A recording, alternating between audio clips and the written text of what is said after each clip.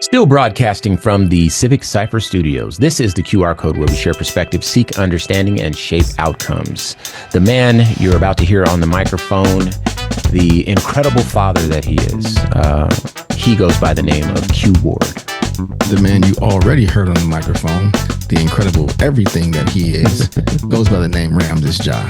Indeed. And in this half of the show, we are going to be giving you more of what you know and love. Stay tuned because we're going to be talking about Drake sort of continuing with his pressing of Universal Music Group. For those that remember him and his lawsuit against UMG over the Kendrick-Drake beef, he's moving forward with it, despite all the reactions that the world had to that. Also, we're going to be talking about Timbaland, one of the great heroes in hip hop, going AI and the implications of that.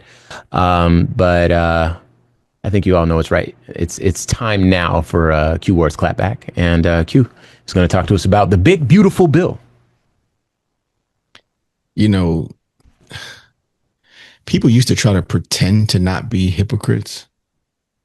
And I think they realized, and they meaning the right, the GOP, MAGA, that they no longer have to pretend because their unwavering base will support them even when they lie to them, even when they harm them, even when they do them gross injustices, because they're that committed to the identity politic game that they now play. So imagine fighting fraud while writing the biggest giveaway in the history of our country.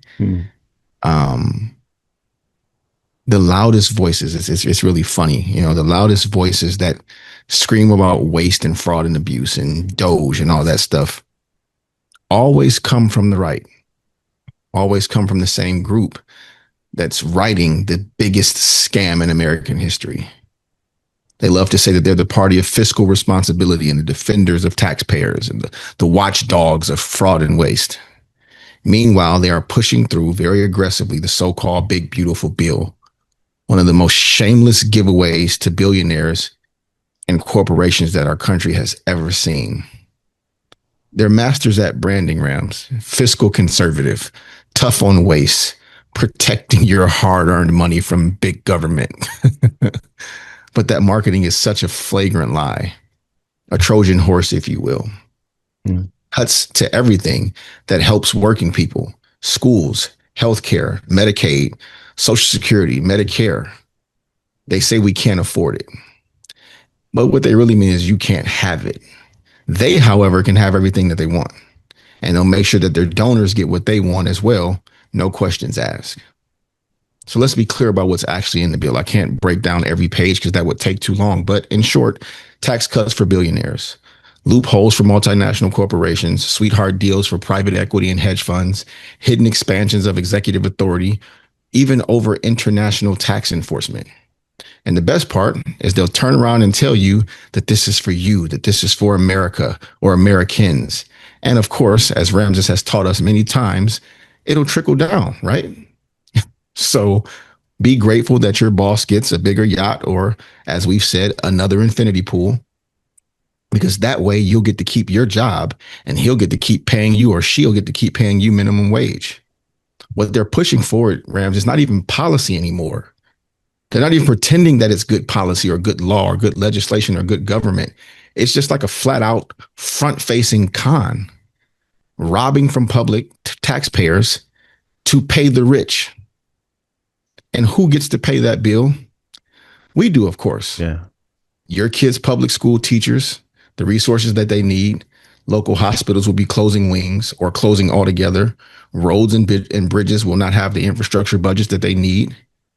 Our aging parents and even our newborn kids won't have the healthcare that they need. Medicare, Medicaid that a lot of our elders depend on won't exist anymore. Social Security will be, under threat as they're trying to get rid of it because the deficit is too big, even though they created it. And then they want you to pay twice. Pay these taxes and get nothing in return for it. They'll take your tax money and gift it to themselves. You will get nothing in return. The taxes that you've been paying your whole life and the taxes that those undocumented immigrants pay that they don't benefit from at all. Wow. So make sure you take that into account as well. So they want to talk about small government and getting Washington off your back and out of your business.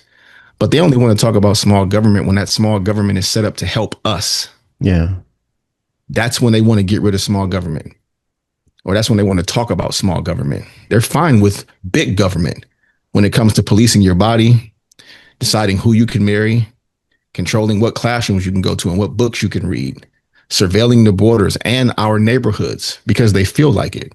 They can be big government then, but small government when it comes to helping and giving back, or making the rich pay their fair share, or investing in the middle and lower class, and not lower class, but just poor. Investing in working families, neighborhoods, and communities, trying to get rid of what causes crime in the first place, trying to get rid of poverty and hunger and homelessness. And trust me, they can afford it. One of them could afford it. Imagine that. There are One single person, individual people in the world today, single individual people, not corporations or all their businesses collected. There are single individuals that have enough money to end homelessness and hunger and not be impacted by it at all. They would never even notice.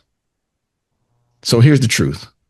You don't get to scream about fraud and waste while handing trillions to billionaires. You don't get to call yourself fiscal conservative while writing the biggest corporate giveaway in history. You don't get to clutch the flag and cry patriotism while gutting the future of working Americans. If you really cared about taxpayers and the people that vote for you, you would invest in them, except they no longer require you to care.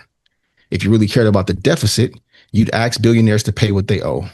If you really loved your country, you'd fight for everyone in it, not just those that look, act, pray, think, and love like you. So while you rob the many to reward the few, you can't call that freedom.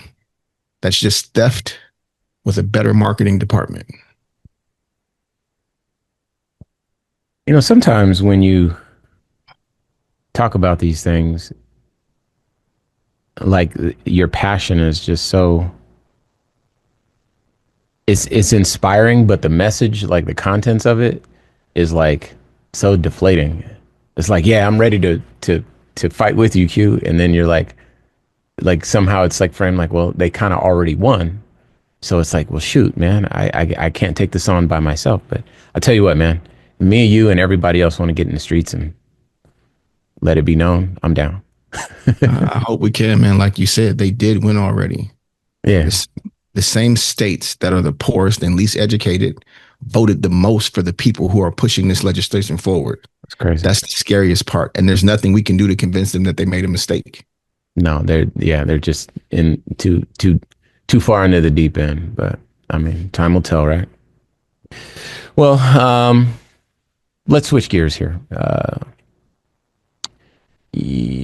I don't know if Timbaland was one of your favorites growing up. He definitely was one of my favorites. I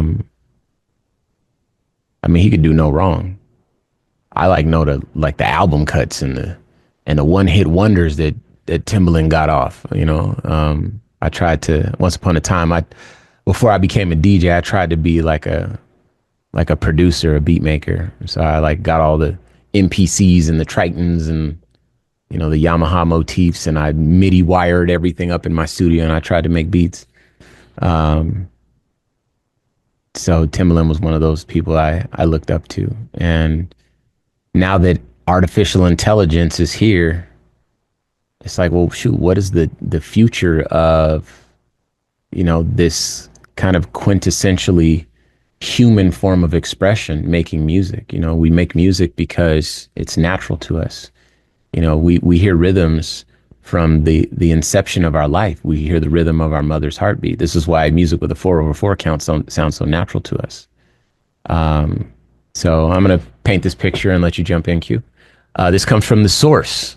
A recent incident involving renowned music producer Timbaland and the artificial intelligence music generation platform Suno has brought the burgeoning legal complexities surrounding AI music tools into sharp focus. The event has reignited discussions about copyright, compensation, and the ethical use of creative works in the age of artificial intelligence. The controversy arose when Timbaland shared a demo track created with Suno. Critics quickly pointed out that the AI-generated beat bore a striking resemblance to a production by K-Fresh Music, even incorporating K-Fresh's distinctive signature tag without attribution. While Timbaland initially clarified that his intention was merely to showcase Suno's capabilities and not to profit from the demo, he subsequently issued an apology to K-Fresh and removed the video. Timbaland's legal representative noted that while the use of K-Fresh's music without permission contravenes Suno's terms of service, it did not necessarily constitute a violation of existing law. This highlights a critical gap in current legislation, which struggles to keep pace with the rapid advancements of AI, particularly in instances where AI models may learn from content that has been removed or is not explicitly licensed. And, you know, this coupled with, I think, the fact that Timbaland is working with an AI artist really is upsetting a lot of people and, you know, causing people to, I guess, fumble through, I guess, the reality of the situation, which is AI is here. It's been here for some time. It uses existing content, and it has the capacity to replace human creativity. What say you? You know, a thing happened in our adult life. I can't really pinpoint when it happened, but we stopped being able to make people feel ashamed for anything. Like the hyper inclusive society that we live in, there's things that you used to be ashamed of that people would shame you for. And now we've found a way to make room for everyone to be comfortable no matter what. So you see like groups organizing online for disgusting things like pedophilia. Mm-hmm. And they have like advocates now that want to frame their sickness as something that we should have grace for. Really? And there's just all these things that used to be just outright bad. Mm-hmm. But it's like nothing's outright bad anymore. There's nuance to everything. So nothing is on its face bad. There's a conversation to be had, and we can explain why this is okay. I use that extreme example intentionally because once upon a time, that particular form of sickness would be viewed by the collective, everyone, as bad. Sure, yeah. You couldn't find a person to out loud advocate for that, I'm sorry. But now that exists, even if it's a small portion of the population. Okay.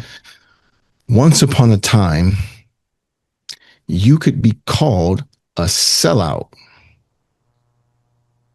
and you'd be offended by it. You'd be hurt by it. You'd be ashamed of it. Mm-hmm.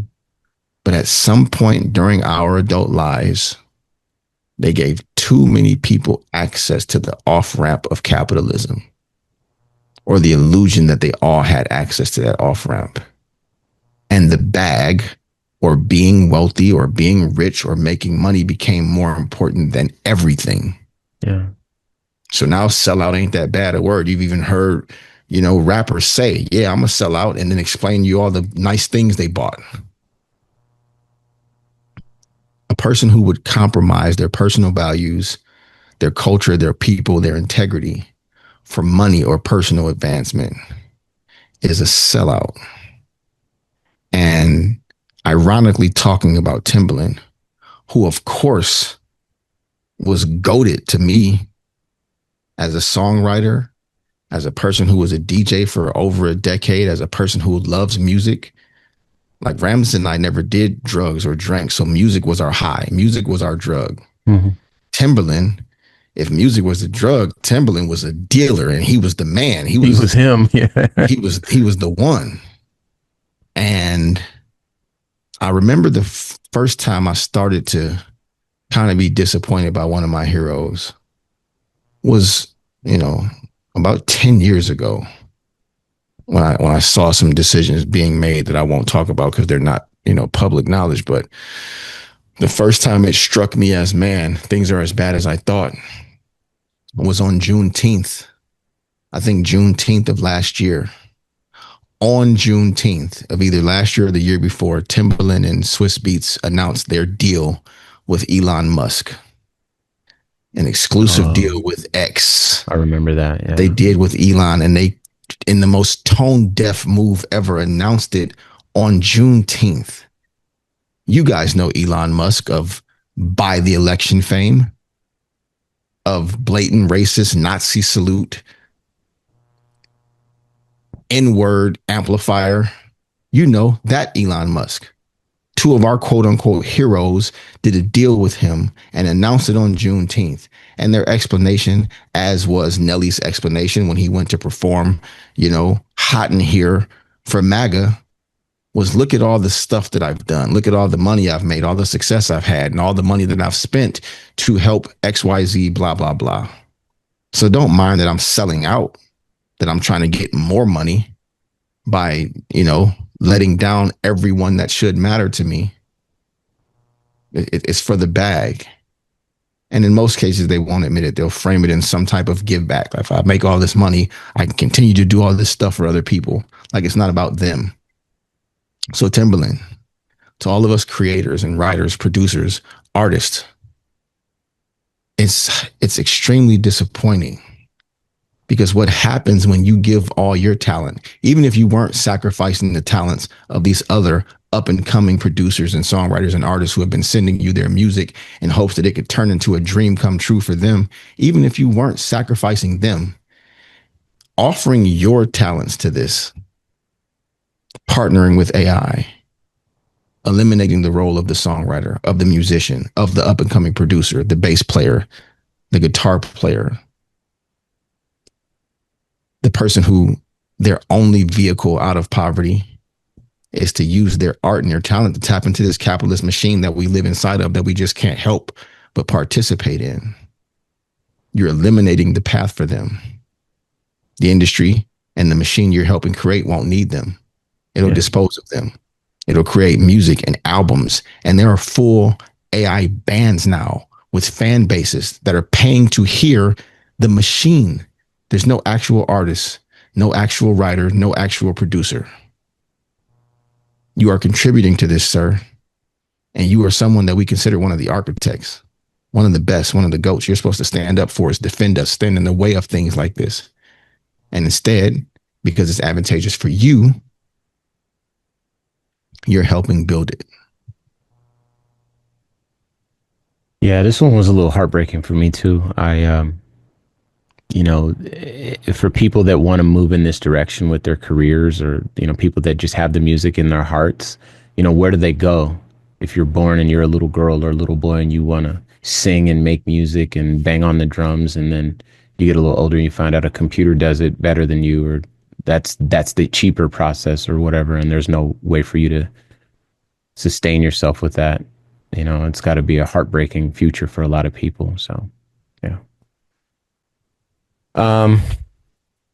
Well, I guess keeping in line with that, I guess this is, we got to talk about entertainment. So I guess this is another heartbreaker here. Drake's lawsuit against UMG Proceeds. Let's just start off with the story. So this is from the source. Drake's legal team was in Manhattan federal court on Monday afternoon, June 30th, pushing for the defamation lawsuit against Universal Music Group, or UMG, to proceed. The hearing saw arguments presented to a judge regarding the continuation of the high-profile case. Following the proceedings, a representative for Drake released a sharp statement indicating that the artist's determination was to pursue the legal action. The spokesperson asserted that UMG is, quote, desperate to see this case not move forward because the company can't hide its misconduct in a courtroom the way it does in the boardroom, unquote. The statement further suggested that UMG's leadership will soon face scrutiny not only from concerned regulators and investors, but also from the legal system regarding the damage it has caused to every artist that has been silenced, exploited, endangered, or discarded. This development comes amidst ongoing scrutiny of major record labels and their relationships with artists. The music industry has recently seen an increase in discussions around artists' rights, transparency in contracts, and the overall power dynamics within large music corporations. While specific details of the alleged misconduct were not elaborated upon in the statement, the language used by Drake's team implies serious accusations of unfair practices or suppression of artists. The outcome of this hearing will determine whether Drake's defamation case against UMG proceeds to discovery and potential trial. This move could open up UMG's internal dealings to public and legal examination. The music world will be watching closely as this legal battle unfolds, potentially setting precedents for future artist-label relations. This afternoon's appearance underscores Drake's commitment to seeing the case through the courts. All right, let me start before I pass it to you. Um,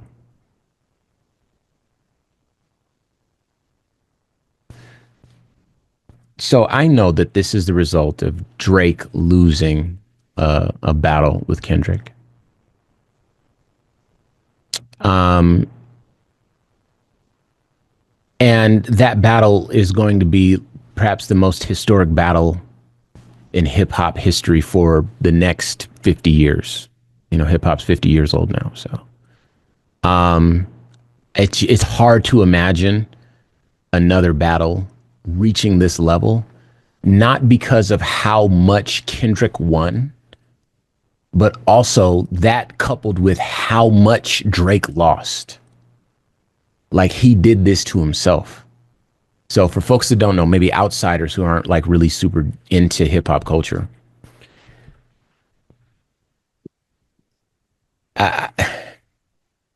Drake was, and I think maybe in the future people will. I don't know where people are going to put him, so let me not speak on that. But Drake was definitely one of the great heroes of hip hop. He was a great ambassador of hip hop. Like Eminem was a great ambassador of hip hop, right? Eminem took hip hop to, middle America, right? And then the flyover states, the Midwest, all that sort of stuff, right? Drake was that person. But he was taking hip hop and making it even more pop. Now, there were people that came before Drake, of course. There were the Nellies. There were there was a lot of people that came before Drake that did that. But Drake did it at such a high level that we were so proud of Drake. And I'll say, the one misstep that kind of made Drake lose a lot of cool points with me and with a lot of folks was when in this battle, he mentioned to Kendrick that he was rapping like he was trying to set the slaves free. And it was such a tone deaf bar for a half black Canadian man to say to Kendrick, who really does write these modern Negro spirituals. Kendrick is Kendrick is real. Kendrick is not pop in the way that Drake is pop. Drake does what he does, but Kendrick makes timeless music. We would sing those songs for another 50 years, right? Drake makes songs for the radio, and they both had their lanes. But when Drake said that, he like shot himself in the foot, and that critical mistake coupled with Kendrick's excellence meant that there was no chance Drake was going to win that, right? But then he like made his loss worse by doing the corniest thing. And I don't want to jump over you, Q, because I think I got this from you through seeing it through your optics, because you were the first person to tell me about this. But the corniest thing that Drake could have done was sue. If you lose a battle, all right, he got me. Maybe he got a couple of points. Whatever. I'm gonna make the music that I make. Water under the bridge. Let's keep it moving, right? But for him to sue was like super duper corny. And again, for those who are not a part of the hip hop culture, being corny and being whack is like the worst thing you can do. So again, you have Kendrick winning so good and Drake losing so bad. And for this case to still be moving forward, even though Drake knows that perhaps the entirety of hip hop culture, like the collective gravity of the cultural zeitgeist of hip hop has pushed back on this. Like, yo, you are bogus and super out of line for trying to sue. That makes you look really like a sore loser, fam. And that's not a good look for you. I'm so disappointed in Drake because he had so much to salvage. The career he could have salvaged would be better than still the vast majority of artists that you know about and many artists put together. And he just is like ruining his legacy. All right, I've said enough, Q. Your thoughts? Super talented, super successful, but hero is the wrong word. Okay. He's never actually had a position on anything that mattered to the culture. Yeah, that's fair. That's fair. He's never spoken up for us in any way. So hyper capitalist, hyper successful, hyper talented, but hero just doesn't fit. Yeah, I see what you're saying. Yeah. And this lawsuit isn't just about being corny and losing the battle, because it's not just about rap, right? Like art, what we do, what we fell in love with, Public Enemy, NWA. that it was always about pushing boundaries and pushing the lines. And of course it offends. It's just like when we protest, it's supposed to make people uncomfortable. That's kind of been the space where our voice could be the most loud. So for, diss records to political cartoons to stand-up comedians to our protests, to protest music, to creative work, writing, the news, journalism, all of these systems were always supposed to speak truth to power, even if it hurt people's feelings. And what Drake is doing now, and I've compared him to Donald Trump, and the parallels just continue to grow. He's reinforcing the idea that if you hurt his feelings, grounds for legal action. Yeah. When he dissed and destroyed Meek Mill, he performed back to back on stages all over the country. That song had the clubs turned all over the world. He stomped on Meek Mill after he won that battle. Nobody sued him, right? So when it's him, he pretends like he's doing this for the little guy. I'm taking on the system for all artists. Drake is doing this for Drake. Yeah. And will damage a system that we love if he's had success here. Think about the precedent, Rams, and I got to hurry up because the time is short. But UMG, preemptively had Def Jam essentially drop the clips because of a verse that Kendrick did that might hurt Drake's feelings. Think about the impact of that. Too risky to publish because we might end up in a lawsuit. This is the precedent that he's setting, man. So hip hop and poetry, street art and satire all have the history of speaking uncomfortable truths. When NWA said F the police, that was controversial. I'm sure some people were upset, but they didn't get sued for that. Artists will start avoiding controversial topics. Beefs won't happen. Battles won't happen. Like, the culture and arts will be shaken to the core, man. If Drake wins this, it changes everything. Beef is supposed to be raw, especially in hip hop, the battles. That's kind of the whole point of it. And now major labels and corporations and companies will kind of stray away from doing anything with hip hop artists because they might say something, they might offend someone, we might get sued. What if this spreads beyond music, Rams? What if you can no longer make a movie that might make somebody upset? Again, the ties to our president, silencing people who speak up against him, or who speak up against things that he is in support of. You speak against the conflict in Gaza, your show might get taken away from you. You know what I mean? Your platform might get taken away from you. You might be the biggest person on a social media stage, speak out about something that they don't want you to talk about, and now you don't exist in the social media space anymore. Yeah, we saw that happen. So losing our right to make people uncomfortable, we're supposed to challenge people. We're supposed to challenge power. And this lawsuit is so far beyond just this battle. Drake really could set us all up for failure. Well, I'm rooting for UMG. I never thought I'd say that, but this go crazy, around. Right?